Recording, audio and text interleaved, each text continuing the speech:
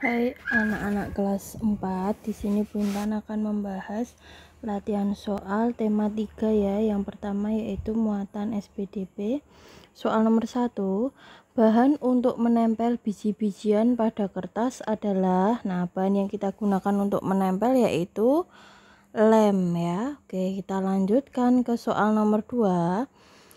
Salah satu karya seni yang dibuat dengan teknik tempel adalah A. Lukis, B. Mozaik, C. Patung, D. Arca. Yang benar yaitu yang mozaik ya, yang ini, yang mozaik.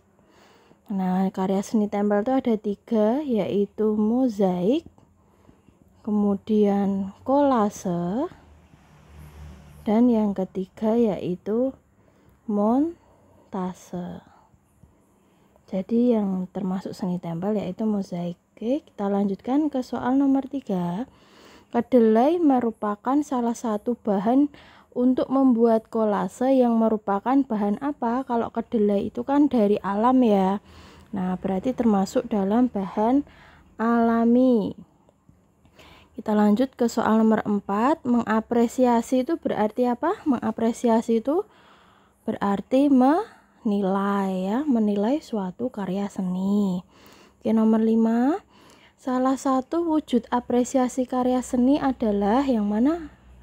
Merusak, diam saja, mencibir, atau memuji. Cara kita menilai yaitu dengan cara memuji. Ya, lanjut ke soal nomor 6. Karya seni berupa gabungan beberapa gambar yang sudah jadi. Nah, jadi di sini sudah ada beberapa gambar, kita potong, kemudian kita tempelkan lagi menjadi satu. Itu namanya apa? Ya, montase. Lanjut ke soal nomor 7. Berikut ini bahan yang tidak dapat digunakan untuk membuat montase adalah yang tidak dapat ya. Koran bekas bisa, majalah bekas bisa, bungkus makanan ringan bisa. Berarti yang nggak bisa yaitu baju bekas. Oke. Soal nomor 8. Cara melakukan apresiasi seni adalah melihat proses pembuatan karya seni tersebut dan mendokumentasikannya, meniru, memuji, atau membuat karya seni. Nah, yang benar apresiasi itu adalah memuji suatu karya seni. Oke, sekian ya. Lanjut ke tema 3 materi yang lain. Selanjutnya ke tema 3 muatan PPKN ya. Soal nomor 1.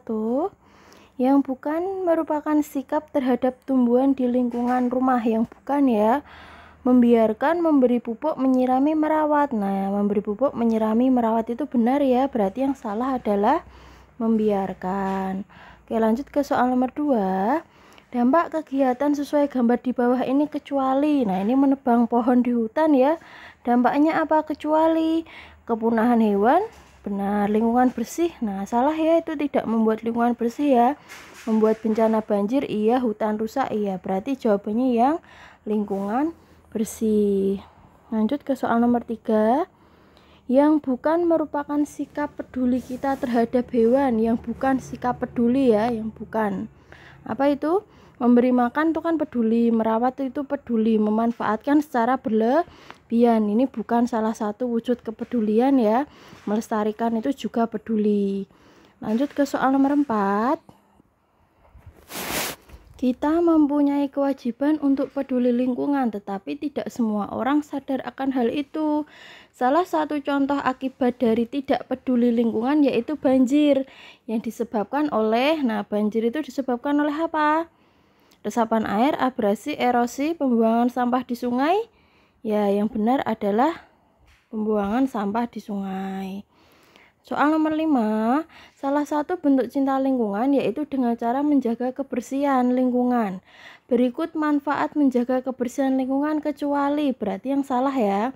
Kalau menjaga lingkungan, pasti lingkungan bersih, terhindar dari banjir, benar, udara segar, benar, berarti yang salah ini karena keamanan lingkungan, tidak ada hubungannya ya.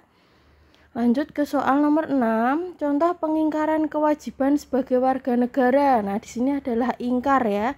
Menaati hukum itu kita benar, tidak mempunyai tempat tinggal. Itu bukan termasuk pengingkaran, mematuhi peraturan ini benar. Nah, yang ingkar yang ini. tidak membayar pajak karena ini sebuah kewajiban ya seorang warga negara. Oke, kita lanjutkan ke soal nomor 7. Membersihkan sungai yang kotor oleh sampah adalah kewajiban siapa ini membersihkan sungai? A. Pemerintah pusat, B. Pemerintah daerah, C. Semua warga masyarakat, D. Aparat negara. Yang benar adalah semua warga masyarakat. Oke, lanjut nomor 8. Membersihkan kelas bersama-sama adalah contoh kerjasama di lingkungan mana kalau membersihkan kelas? Ya, di sini membersihkan kelas berarti di lingkungan sekolah. Oke, lanjut ya. Kita lanjutkan ke muatan IPA, masih di tema 3 ya. Nomor 1, karakteristik hewan di bawah ini. Nah, ini hewannya apa anak-anak? Hewannya ini adalah ayam ya. Nah, karakteristiknya apa? Hidup di darat, kaki dan paruh digunakan untuk mencari biji tanaman. Ya benar. Kalau di permukaan air salah.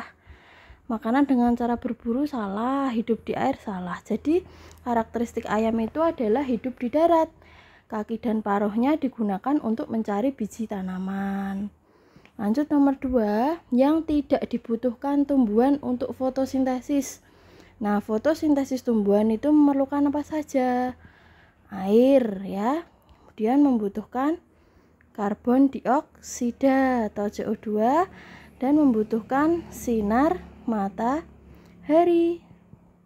Berarti yang tidak dibutuhkan tumbuhan adalah pupuk. Kemudian soal nomor 3, mimikri. Nah, mimikri itu apa toh? Mimikri itu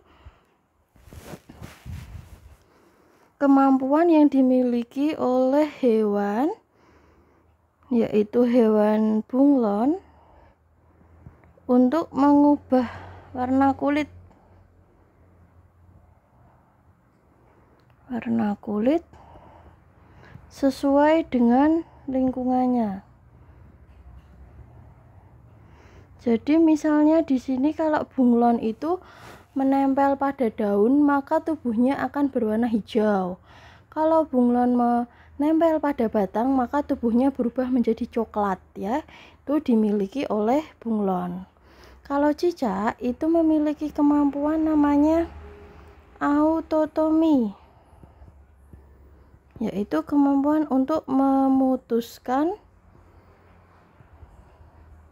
ekornya. Jadi kalau anak-anak perhatikan ya, kalau ada cicak yang lewat kemudian dipegang itu ekornya, maka ekornya akan putus karena cicak memiliki kemampuan autotomi. Nomor 4, cicak dapat merayap di dinding karena pada kaki cicak terdapat apa di kaki cicak yang membuat dia dapat menempel di dinding? Apakah agarantula, kantula, spatula, mantula? Jawabannya apa?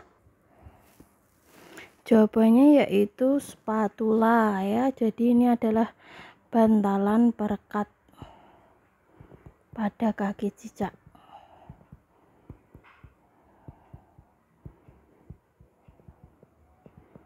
Oke, paham ya? Kemudian soal nomor 5, fungsi elytra pada hewan di bawah ini. Nah, ini adalah gambar kumbang ya. Ya, ini apa fungsinya elytra untuk apa? Yang ini ya, elytra ya, bagian luar ini ya. Fungsinya untuk melindungi tubuh serta sayap belakang yang terlipat di bawah sayap depan pada saat hinggap ya. Lanjutkan ke soal nomor 6, bagian tubuh hewan yang paling banyak dimanfaatkan manusia untuk dikonsumsi. Nah, yang kita makan itu bagian tubuh hewan apa? Ya, dagingnya ya. Oke, kita lanjut ke soal nomor 7.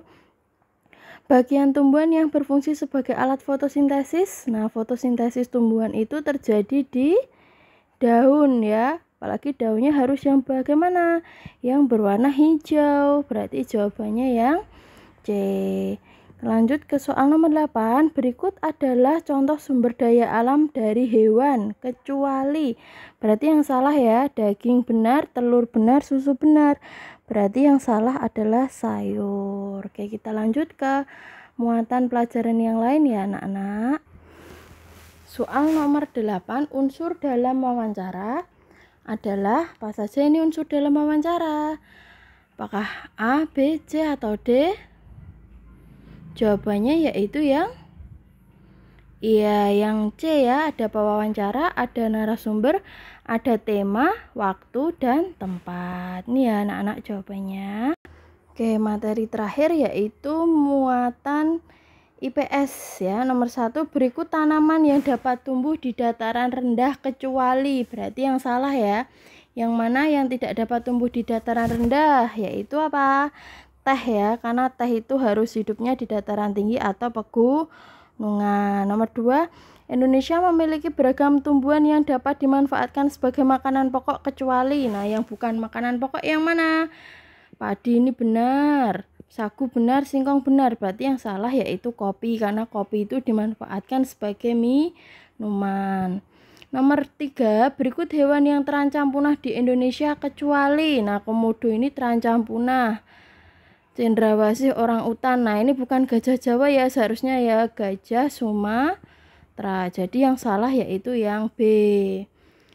Soal nomor 4, penanaman pohon kembali. Nah, apa ini? Penanaman hutan kembali. Nama lainnya yaitu reboisasi ya. Oke, nomor 5. Salah satu cara menghijaukan lahan dengan menanam tanaman-tanaman yang bermanfaat, misalnya tanaman obat. Nah, apa ini yang bukan tanaman obat? Kunyit, temulawak, jahe benar. Berarti yang salah yaitu tomat ya. 6, daun kelapa dimanfaatkan manusia untuk membuat apa ini? Daun kelapa, meja, kursi, makanan, atau atap rumah. Yang benar yaitu atap rumah ya. Oke. Soal nomor 7, sumber daya alam yang dapat dimanfaatkan untuk membuat kursi dan meja. Yang kita gunakan untuk membuat kursi dan meja yang mana? Iya, benar sekali yaitu pohon. Soal terakhir nomor 8, traktor adalah contoh teknologi pemanfaatan sumber daya alam dalam bidang apa? Kalau traktor itu digunakan oleh Pak Tani ya, berarti di bidang pertanian. Oke, terima kasih anak-anak telah menyaksikan video pembahasan tema 3.